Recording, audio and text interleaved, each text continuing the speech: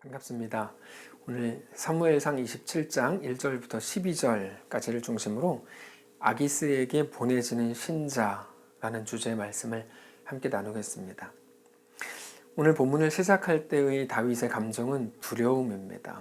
1절을 보시면 다윗이 그 마음에 생각하기를 내가 후일에는 사울의 손에 붙잡히리니 블레셋 사람들의 땅으로 피하여 들어가는 것이 좋으리로다. 사울이 이스라엘 온 영토 내에서 다시 나를 찾다가 단념하리니 내가 그의 손에서 벗어나리라 하고. 근데 이 두려움이라는 감정에 대해서 우리가 성경적으로 좀 제대로 생각을 할 필요가 있습니다. 하나님은 두려워하지 말라고 말씀을 하십니다. 당연한 겁니다. 그러나 그렇다고 해서 두려움의 요소를 제거해 주시는 것은 아닙니다.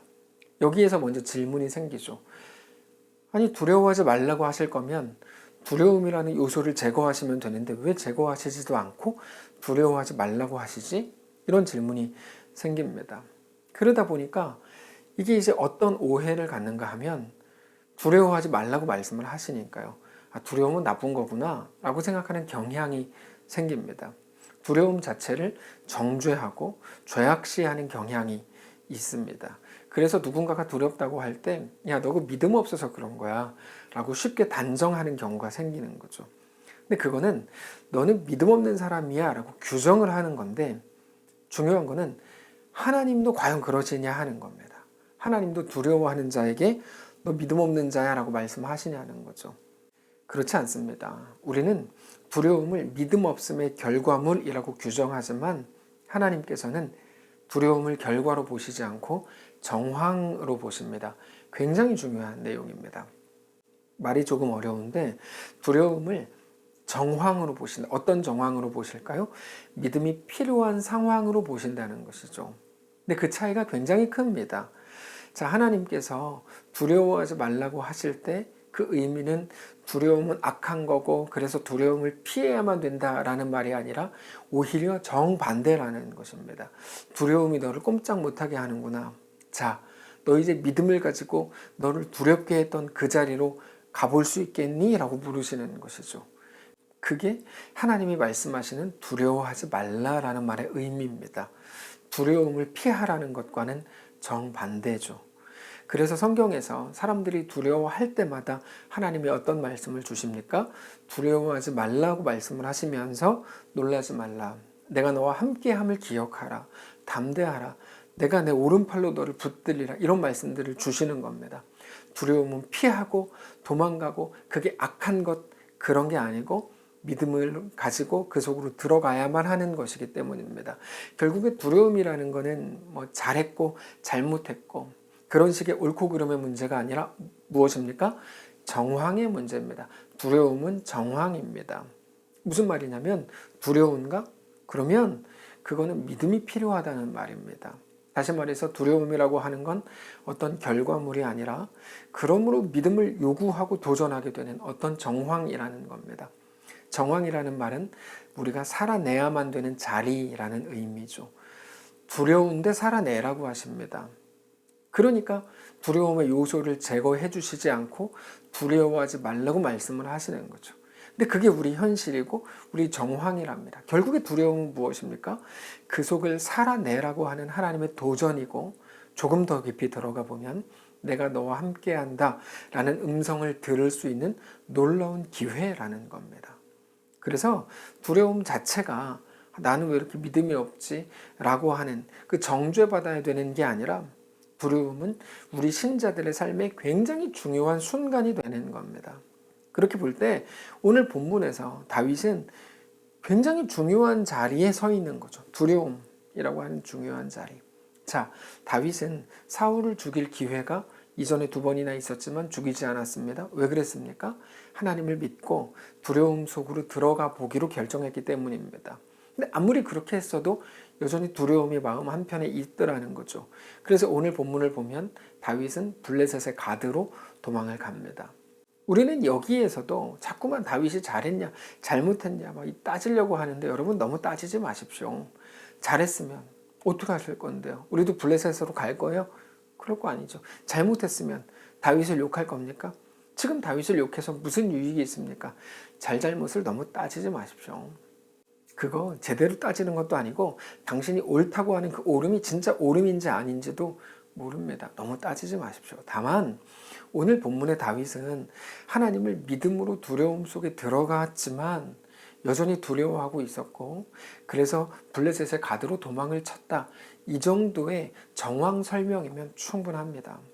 근데 거기서 오늘 본문을 보면 다윗이 부끄러운 역사를 씁니다. 물론 두려움을 피해서 블레셋의 가드로 간 것도 잘한 것은 아니지만 두려움에 사로잡힌 결과 다윗으로는 더 끔찍한 역사를 쓰게 되더라는 것입니다. 그게 오늘 본문입니다. 다윗은 이스라엘을 떠나서 블레셋 가드로 가는데 거기에서 아기스라는 가드의 왕이 다윗에게 시글락이라는 땅을 주고 거기서 살게 합니다. 아기스니까 그렇게 무서웠겠습니까? 하기스, 아기스, 무서운 존재는 이름만 봐도 아니죠. 그런데 그가 준 시글락이라는 땅에서 다윗은 16개월을 삽니다. 다윗은 골리앗을 죽인 이후로 어쩌면 시글락에서 가장 편안한 삶을 살았습니다. 이 편안함이 다윗을 집어삼킵니다. 편안함이 참 무섭습니다. 사람이 편해지니까 그 편안함을 지키려고 영혼까지 팝니다. 그래서 편안함은 성도를 죽이는 사탄의 가장 강력한 계략입니다. 다윗은 그 편안함을 지키기 위해서 거짓말을 하고 그게 습관이 되어 삽니다. 거짓말의 내용은 이랬습니다. 8절인데요. 다윗과 그의 사람들이 올라가서 그술 사람과 기르스 사람과 아말렉 사람을 침노하였으니 그들은 옛적부터 술과 애굽 땅으로 지나가는 지방의 주민이라. 그러니까 다윗은 누구를 공격했습니까? 그술, 기르스, 아말렉을 공격했다고 나오죠. 그들이 이스라엘의 대적이었기 때문입니다. 비록 다윗이 사울을 피해서 블레셋으로 가긴 했지만 거기서도 이스라엘을 대신해서 이스라엘의 대적과 싸웠다는 건 훌륭한 겁니다. 근데 그 다음이 중요합니다. 그렇게 전쟁에서 승리하고 전리품들을 가지고 아기스에게 갔더니 아기스가 이렇게 물어요. 오늘 어디와 누구랑 싸워서 이긴 겁니까? 다윗이 이렇게 대답하죠. 10절. 아기스가 이르되 너희가 오늘은 누구를 침노하였느냐 하니 다윗이 이르되 유다 네겝과 여러무엘 사람의 네겝과 겐 사람의 네겝이니이다 하였더라. 유대 땅과 이 네겝이라고 하는 건 남쪽의 땅 이런 의미인데 황무지 같은 남쪽 땅입니다. 어쨌든 유다 네겝과 유대 땅과 여러무엘 사람의 땅과 겐 사람의 땅을 공격했습니다. 이렇게 말을 한 거죠. 이게 다윗이 아주 잔머리를 쓰는 대답인데요. 아기스는 분명히 누구랑 싸웠냐고 물어봤는데 다윗의 대답을 보면 누구와 싸웠습니다가 아니라 어디에서 싸웠다. 누구 땅, 어디 땅 이렇게 이제 이야기를 하죠. 전형적인 잔머리입니다. 그 땅들은 이스라엘 땅이죠. 그러니까 다윗은 이스라엘을 공격했습니다라고 들리게끔 말한 건데 다윗은 이스라엘을 공격하지 않았습니다. 그럼 거짓말했는가? 꼭 거짓말이라고 볼 수는 없습니다. 왜냐하면 그 즈음에서 전쟁을 했거든요. 그 즈음에서 그런데 이스라엘과 싸운 게 아니고 아말렉과 싸웠죠. 그러니까 다윗이 잔머리를 쓴 거죠. 그러니까 다윗은 자기가 유대 땅에서 싸웠다라고 대답함으로 아기스가 이스라엘과 싸웠겠구나를 생각하게 만든 겁니다. 다윗이 잔머리의 대마왕이죠. 근데 한 번에 거짓말을 정당화하려면 12번의 추가적인 거짓말이 필요합니다. 다윗은 그때부터 계속해서 거짓말을 하게 됩니다. 그리고 그게 들통이 날까봐 자기의 대적들 중에 한 사람도 포로로 살려두지 않고 다 죽이게 됩니다. 만일 누구라도 살아서 가드의 아기스에게 다윗이 공격한 건 이스라엘이 아니라 이스라엘의 대적입니다. 당신들도 다윗이 언제 또 공격을 할지 모릅니다. 라고 이야기를 한다면 절대 안 된다고 생각했기 때문에 그게 밝혀질까봐 그게 두려워서 누구도 살려두지 못하고 전쟁터에서 다 죽입니다. 다윗이. 11절이죠. 다윗이 그 남녀를 살려서 가드로 데려가지 아니한 것은 그의 생각에 그들이 우리에게 대하여 이르기를 다윗이 행한 일이 이러하니라 하여 블레셋 사람들의 지방에 거주하는 동안에 이같이 행하는 습관이 있었다 할까 두려워함이었더라. 물론 아기스는 순진하게, 아기스는 순수함의 대명사죠. 아기스. 다윗의 말을 믿었습니다. 다윗은 영원히 이스라엘의 미움을 받고 살 것이기 때문에 아기스 생각에 평생 나를 위해 충성할 거야 라고 생각합니다. 12절. 아기스가 다윗을 믿고 말하기를 다윗이 자기 백성 이스라엘에게 심히 미움을 받게 되었으니 그는 영원히 내 부하가 되리라고 생각하니라. 자, 이게 오늘 본문인데 오늘 본문은 우리에게 정직해라 좀 이런 말씀을 하는 본문은 아닙니다. 우리가 오늘 본문의 소리를 잘 들어야 되는데 오늘 본문에는 하나님이 나오지 않지만 마치 하나님이 음성이 들리는 것처럼 느껴집니다. 어떤 음성이요? 하나님의 아쉬움이죠. 야, 네가 그렇게 하지 않아도 다윗, 네가 그렇게 거짓말하지 않아도 내가 너를 붙들어 줄 텐데 나 여호와가 네 어려움을 다 알고 있는데 점점점 내가 너와 함께 할 거라고 약속했었는데 점점점 내 강한 오른손으로 너를 붙들어 줄 거라고 약속을 줬는데 점점점 너는 너의 방식으로 너의 평안을 만들려고 하는구나. 이 음성이 들리는 것 같지 않습니까? 근데 우리가 충분히 들을 수 있는 이 소리를 다윗이 그 상황에서 들었다면 다윗은 절대로 오늘 본문처럼 하지 않았을 겁니다. 그러나 다윗은 오늘 본문 속에서 자기의 정황, 자기 현실 속에서 결코 하나님을 느끼지 못했고 보지 못했습니다. 그저 그 속에 자기 혼자 외롭게 떨어져 있다고 생각한 게 분명합니다. 우리 인생과 너무 똑같죠. 가정에서, 우리가 학교에서, 직장에서, 우리가 속한 모든 곳에서, 우리가 가는 모든 자리에서 만일에 하나님이 보이고 느껴지고 하나님의 음성이 들리고 그러면 얼마나 좋겠습니까? 그러면 흔들릴 것도 없고 어려울 것도 없습니다. 근데 문제는 보이지 않고 들리지 않고 느껴지지 않는다는 것입니다. 혼자 버려진 것 같은 그곳에서 그 두려움 속에 있다는 것입니다. 근데 하나님은 우리를 거기로 밀어넣으신 후에 어떤 도전을 하시는 겁니까? 두려움은 정황이라 그랬죠. 그 속에서 무슨 도전을 하십니까? 그럼에도 하나님을 믿는 믿음으로 살아볼 수 있겠느냐? 도전하시는 겁니다. 지금 군에 간 아이들이 그렇지 않겠습니까? 지금 치앙마이에 교사로 간 황소영 집사님이 호텔에서 격리하면서 밖에도 못 나가는데 그러고 있지 않겠습니까? 교회라는 틀 안에 있으면 사실 너무 쉽습니다. 못할 게 없습니다. 모두가 믿는 사람들이고 모두가 하나님을 이야기하고 말씀을 말합니다. 너무 쉽죠. 근데 혼자 떨어뜨려져 있는 그 자리에서는 쉽지 않습니다. 근데 그게 우리의 자리라는 거죠. 우리 모두에게 요구된 자리. 아기스 앞입니다. 그 자리에서는 만만치 않습니다. 안 보이고 안 들리고 느껴지지 않으니까. 그래서 다윗도 그렇게 한 겁니다. 근데 그거는 특이하거나 독특한 경험이 아닙니다. 그게 우리의 삶이고 하나님의 도전이니까요. 아기스에게 보내진 삶. 결국 거기에서 어떻게 할 것인가가 핵심이라는 겁니다. 한국 교회는 심각한 문제에 직면해 있습니다. 많은 사람들은 한국 교회가 지금 성도가 줄어든다. 코로나 때문에 모이지도 못하니까 더 어려워졌다. 선교회분이 막혔다.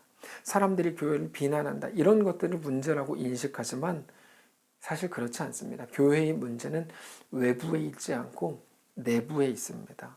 코로나 이전부터 계속 진행되어 왔던 문제가 있습니다. 어떤 문제인가 하면 신자들이 예수를 믿는다고 하면서도 표정이 좋지 않습니다. 그게 문제의 심각성입니다. 표정이 왜 안 좋을까요? 기쁨이 없고 감격이 없기 때문입니다. 자, 예수를 믿고 하나님의 자녀가 됐고 구원을 받았는데 어떻게 기쁨과 감격이 없죠? 왜 그럴까요? 매일 옳고 그름에만 묶여 살기 때문입니다. 사실 그 옳고 그름이라는 것도 아까 잠깐 말씀드린 것처럼 다 자기들이 만든 옳고 그름인데 그거 붙드느라 신자가 진짜 신자가 되지 못한다는 겁니다. 근데 우리가 진심으로 기뻐하고 만족을 얻으려면 믿음을 가지는 것밖에는 방법이 없거든요. 근데 그 믿음을 갖지 못하니까 자꾸 이상한 짓들을 하는 겁니다. 오늘 본문의 다윗을 보십시오. 다윗이 블레셋에 가 있는데 얼마나 놀랍고 존귀한 일들을 많이 할 수 있었겠습니까? 다윗인데요. 근데 자기 오름에 갇히니까 아무것도 못해요. 자기 오름이 뭡니까? 편안함을 지키는 거. 나 이거 지켜야 돼. 그래서 다윗은 그때 사람 하나도 살리지를 못해요. 자기 혼자 사느라 누구도 못 살리고 오히려 다 죽이더라는 거죠. 11절에 다윗이 그 남녀를 살려서 가드로 데려오지 못했다라고 말하잖아요. 이게 뭐 하는 거냐는 겁니다. 우리가 신자가 가진 기쁨을 회복하려면 우리에게 주어진 모든 상황, 그 정황 속에 있는 위협과 그것이 주는 두려움과 모든 시험을 믿음으로 싸워서 끝내는 우리가 가진 신앙을 고백하는 것밖에는 방법이 없는데 거기에서 실패하는 겁니다. 그러니까 매일 어떻게 합니까? 조마조마하면서 다른 사람의 흠이나 잡고 그걸로 자기의 옳음을 증명하려고 하는 게 전부라는 거야. 정말 보기 싫죠. 서로가 음모하고 서로가 서로를 욕하고 그 사람의 잘못을 찾아내려고 막 뒤에서 막 수작을 부리고 뭐 사람 사는 거 다 똑같죠. 그렇게 얘기하시면 안 됩니다. 그게 어떻게 신자로서 정상적인 거야. 그는 정상적인 신자의 모습이 아니죠. 매일 그러면서 너 틀렸어, 너 아웃. 야, 너도 움직였어, 너 아웃. 어린아이들이 하는 무궁화 꽃이 피었습니다와 우리의 신앙생활이 어쩌면 다를 게 하나도 없다는 거야. 결국 자기 혼자 살아남는 그 싸움만 벌이는 게 현재 신자들의 모습이고 그게 한국교회가 직면한 가장 심각한 문제라는 거죠. 여러분, 신앙의 싸움은 옳고 그름의 문제가 아닙니다. 그런 싸움이 아닙니다. 열심의 문제도 아닙니다. 누가 더 열심히 했는가? 그렇지 않습니다. 그러면 뭡니까? 잘 들으십시오. 하나님이 누구신지 아는 거. 우리가 얻은 구원이 무엇인지 정말로 깨닫는 거. 하나님이 주시는 은혜를 매일같이 고백하는 거. 그 문제라는 겁니다. 자, 하나님이 누구신지, 우리에게 주신 구원은 무엇인지, 그래서 오늘 우리에게 무엇을 요구하시고 무엇을 도전하시는지 생각을 해보셨습니까? 그렇다면 우리가 받은 구원 때문에, 예수를 믿게 된 것 때문에, 하나님을 알게 된 것 때문에 우리는 무엇이 달라졌을까요? 무엇이 가능해졌을까요? 전에 예수를 믿지 못할 때, 하나님을 믿지 못할 때는 내가 그저 더 잘나야 됐고 꼭 이겨야 되는 문제인 줄 알았는데 그게 아니라는 것을 알게 되는 거예요. 이 땅이 전부가 아니니까요. 그런 문제가 아니라 하나님께서는 하나님의 백성인 우리 한 사람 한 사람을 시간과 공간이라고 하는 우리만의 특별한 정황 속으로 보내셔서 그 앞에 서게 하신다는 거죠. 우리도 아기스 앞에 서게 하신다는 겁니다. 왜요? 그 속에 있는 모든 사람들에게 하나님을 믿는 신자의 자신감을 가지고 그 믿음을 가지고 반응해 보라는 거죠. 우리를 아기스 앞에 왜 보내신다고요? 거기서 하나님을 정말로 믿는 하나님의 백성만 할 수 있는 모습을 보이라는 거죠. 그거는 고작 너 틀렸어 아웃 이런 것과는 차원이 다른 겁니다. 누가 더 잘하는지, 누가 더 유능한지, 누가 더 유명한지 그런 문제가 아니라는 겁니다. 그런 거는 하나도 중요하지 않은 겁니다. 그래서 이제는 나보다 더 인정받고 더 잘나고 똑똑하고 더 쓰임받는 사람들에 대해서 시샘할 필요도 없고 열등감을 느낄 필요도 없다는 겁니다. 왜요? 신앙은 그런 싸움이 아니거든요. 왜 저 사람은 나보다 더 잘하지? 왜 더 능력을 가지고 있지? 왜 더 실력을 가지고 있지? 왜 더 인정받지? 여러분, 하나도 안 중요한 내용이에요. 누군가가 실수했습니까? 그러면 같이 웃어주십시오. 비웃는 거 말고 넉넉하게 웃어주면 됩니다. 이번에 당신이 틀렸군요. 다음엔 내 차례일 겁니다. 아마 이렇게 웃는 거죠. 그 넉넉함. 우리도 얼마든지 실수하니까요. 그럼에도 우리는 받아들여진 자이니까. 그게 우리가 구원을 얻을 때 자연스럽게 가지게 된 성도의 지위라는 겁니다. 그 넉넉함과 자신감이죠. 근데 우리에게는 그 자신감이 없습니다. 넉넉함이 없고 그저 뺏기면 안 돼. 인정받아야 돼. 이것밖에 없으니까 우리가 매일 무엇을 합니까? 분노가 늘고 화가 늘죠. 위선이 늘고 오늘 본문의 다윗처럼 자꾸 거짓된 포장지만 화려해지죠. 신앙은 포장지 싸움이 아닙니다. 근데 매일 포장지 싸움을 벌여요. 나는 성경을 몇 번 읽었다. 하루에 기도를 몇 시간 한다. 이게 왜 자랑이 됩니까? 포장지가 중요한 줄 알고 그러는 거예요. 자, 그 마음을 가지고 오늘 본문을 정리를 해봅시다. 다윗은 지금 어디 있습니까? 가드에 있습니다.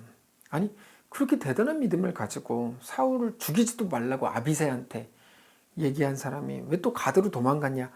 여러분, 그거 따지지 마십시오. 정죄하고 싶으십니까? 그럴 것도 없습니다. 우리가 다 똑같습니다. 다윗이 그때는 담대한 믿음으로 사울을 죽이지 않았지만 어쩌다 보니까 정신을 차리고 보니까 자기도 또 거기 두려움의 자리에 서 있더라는 거죠. 어쩌다 보니까 문득 내가 의도하지 않은 때라는 의미입니다. 또 그 자리에 가 있더라는 거야. 그러니까 왜 갔냐를 들춰내가지고 비난하는 건 중요한 게 아니고 다윗이 지금 또 두려움의 자리에 있게 됐구나 라고 하는 다윗의 현실이 중요한 거죠. 근데 그 두려움의 자리라는 걸 우리가 오늘 새롭게 규정했잖아요. 그게 뭡니까? 두려움의 자리는 어떤 자리입니까? 믿음을 도전받는 자리죠. 두려움은 도망치고 피해야 되는 게 아니라 믿음을 구하고 믿음으로 담대하게 두려움 속으로 들어가야 되는 거죠. 다윗은 거기서 도전을 받고 있었던 겁니다. 어떤 도전? 위대함과 넉넉함에 대한 도전입니다. 그게 아기스 앞에 서게 하신 하나님의 도전입니다. 너 그럴 수 있어. 해봐. 너 거짓말 안 해도 내가 너 살릴 거야. 이미 사울에게서 행한 일들을 기억하지. 골리앗 앞에 있었던 일들도 기억하잖아. 하나님은 그 마음으로 다윗을 그 자리에 세우신 겁니다. 그래서 다윗이 실패했다, 성공했다. 이거를 따지는 것도 하나도 안 중요합니다. 왜요? 성공을 했으면 어떡할 건데요? 다윗의 성공인데요. 그가 실패했으면 그것도 다윗의 실패입니다. 우리랑은 상관없습니다. 중요한 건 뭡니까? 오늘 우리입니다. 우리가 누구인지 아는 거. 우리가 있는 우리의 현실이 어디인지 아는 거. 어떤 의미인지를 아는 것. 그것이 중요합니다. 우리의 자리가 우리를 두렵게 합니까? 네. 그렇다면 그게 어떤 의미입니까? 오늘 우리도 같은 도전, 같은 자리에 세워졌다는 것을 기억하시면 됩니다. 거기서 무엇을 하라는 겁니까? 우리가 얻은 구원, 우리 아버지 되시는 하나님, 우리를 위해 죽으시고 부활하셔서 우리를 제일 두렵게 하던 죽음의 권세를 우리를 위해서 깨뜨려 주신, 그래서 죽음이 더 이상 우리에게 아무런 힘도 쓸 수 없게 만들어 버리신 우리 주 예수님을 기억하고 그걸 아는 자로 거기서 그렇게 담대하게 넉넉하게 신자만 할 수 있는, 신자는 믿는 자라는 말인데 믿는 자만 할 수 있는 그 반응을 하라는 거죠. 아기스 앞에서, 우리 정황에서. 그게 오늘의 도전입니다. 말씀을 정리하겠습니다. 오늘 본문이 말하려고 하는 것은 너 왜 그 자리에 갔어? 라고 하는, 우리가 자주 하는 그런 종류의 비난이 아닙니다. 너 왜 두려워해? 그런 게 아닙니다. 우리가 두렵다면 그것은 도전일 뿐입니다. 그때 우리는 하나님을 기억하고 예수님으로 인해 우리가 얻게 된 지위, 권세를 생각하면서 우리 현실 속으로 들어가면 될 문제입니다. 그게 신자라는 존재인 것이기 때문입니다. 오늘 본문은 그 이야기 하는 겁니다. 그러려고 그 자리에 세우셨고 그 자리로 들여보내셨다. 그래서 너 틀렸어, 너 아웃, 그렇게는 안 하십니다. 오늘 실패했으면 내일 다시 잘 해보면 됩니다. 다만 그 하나님을 믿고 우리의 삶으로 또다시 들어가야 할 것입니다. 사랑하는 성도 여러분, 우리의 매일의 삶에서 특별히 하루를 시작하기 전에 언제나 하나님이 누구신지, 우리에게 주신 구원은 무엇인지를 생각하시기를 바랍니다. 그리고 나서 우리의 자리를 확인하십시오. 그 후에 믿음으로 살아보십시오. 실패하셨다면 내일은 다시 한번 해보십시오. 내일은 더 잘해보십시오. 오늘의 실패로 처형당하지 않습니다. 다만 믿음을 붙들고 행하십시오. 오늘 우리의 삶이 어느 자리라고 하더라도 그렇게 담대하고 넉넉하게 세워지는 귀한 주의 백성들 되시기를 축복합니다. 기도하겠습니다. 살아계신 하나님, 주의 은혜를 구합니다. 하나님, 우리는 연약합니다. 우리는 정말 부족합니다. 하나님, 그러나 우리를 붙드시고 자녀 삼으셨으니 감사합니다. 그 은혜가 얼마나 큰 것인지요. 나를 늘 두렵게 하던 죽음의 권세를 예수 그리스도가 십자가에서 깨뜨려 버리신 게 얼마나 놀라운 능력이요 감사한 은혜인지요. 주님, 그것을 깊이 묵상하고 깨달으며 그것을 아는 자로 우리의 상황 속으로 들어갈 수 있도록 인도하여 주옵소서. 아기스 앞에서 불평하던 게 전부였던 우리를 불쌍히 여기시고 다시금 주님 앞에 온전히 서게 하옵소서.